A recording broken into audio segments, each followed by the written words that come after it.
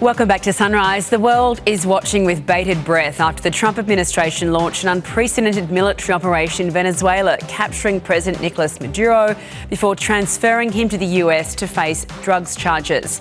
The extraordinary intervention is now under intense global scrutiny, with mounting concerns over the legality of Trump's actions amid fears it could set a dangerous global precedent. For their take, let's bring in Nationals leader David Littleproud and founding director of Western Sydney Women, Amanda Rose. Good morning to both of you. David, let's start with you. This operation is being likened to Iraq, forever wars that Donald Trump campaigned against, and a really mixed reaction globally from the UN Secretary General that rules of international laws have not been respected here. The US is one of our closest allies. What is Australia's take on this? Yeah, look, obviously we should be happy that an illegitimate, brutal dictator has been removed. But it is important that the sovereignty of Venezuela is respected. And that, I think, is where the world is looking, waiting with bated breath around what the next move is of the Trump administration. I don't think the Trump administration wants to repeat Iraq. I think they would prefer to work cooperatively with the new administration in Venezuela. I just understand there were elections in 2024 that were overturned effectively, where this president lost. And I think it's important that the Venezuelan people have their say and that their sovereignty is respected. And this should be more than about oil or drugs. This should be about returning the country of Venezuela back to its people. And I think that's the clear pathway that the Trump administration will need to be able to articulate. I think there's been universal applause for Maduro to be gone, but I think it's important that we see that the country's return to Venezuelan people as soon as possible in the most orderly way. Conflicting reports at the moment whether the Vice President is cooperating with US authorities. A man of the New York Times is saying what we've just witnessed may be the most audacious exercise of American power in a generation. And as David touched on there's a duality between these drugs charges, conspiracy to commit narco-terrorism, importing cocaine, guns charges, and also the real focus on the oil reserves of Venezuela. What sort of precedent does this set, do you think? This is to Amanda. What sort of precedent does this set? I mean, the focus so much on, where the debate actually is. Is it on the drugs charges? Is it on the oil? The reality is the fact that Trump mentioned oil as his first big achievement of saying that we're going to rebuild the infrastructure, we're going to go in and run this country, we're going to go in and run the oil manufacture, all of that, right? That's a concern because his first point of call wasn't, we're going to go to the people and we're going to make sure there's an election and they can pick the person that they want and do everything with social infrastructure and caring for the people. I'm concerned that Trump thinks he's the king of the actual world and that he can just pick a country and say, I don't like that leader, it's a dictator, so we're going to go in, we're going to take over, we're going to do what we want. When the motive was actually money and power, the motive wasn't the people. Yes, the people were suffering. The people are suffering also in North Korea. Is he going to go in and do the same there? The reality is he wanted the oil reserves, he wanted to take control of it, and he's done it. And what I'm worried about is the people of Venezuela will not get what they think they're going to get under Trump.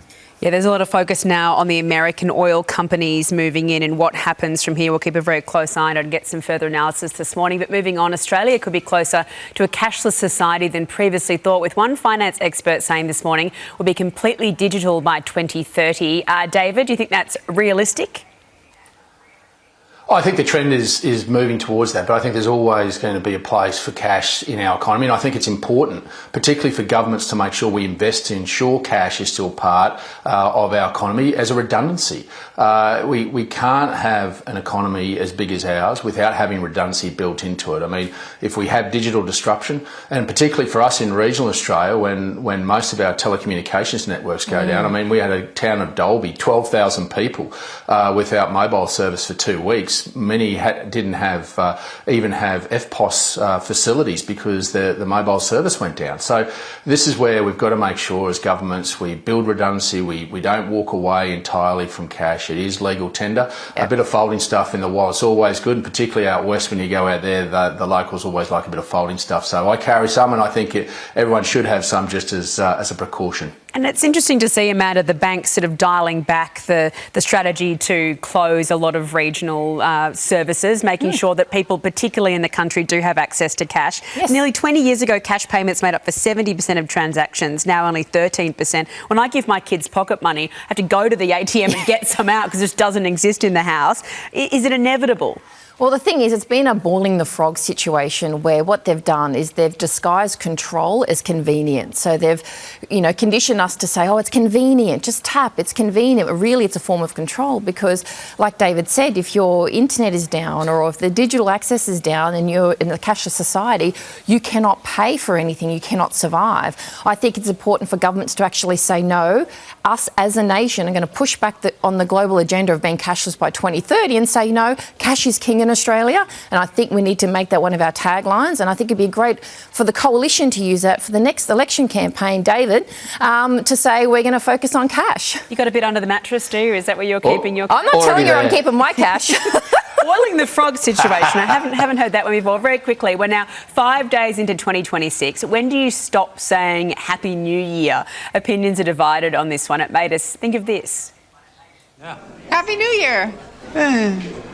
It's a little late, frankly, for the Happy New Year's, Why? Just happened a couple weeks ago, right? Yeah, that's too long. Statute of limitations is kind of run out on the New Year's. 3 days. Plenty. 3 days. 3 days. So we've already passed that limit. Amanda, is it okay to still say Happy New Year?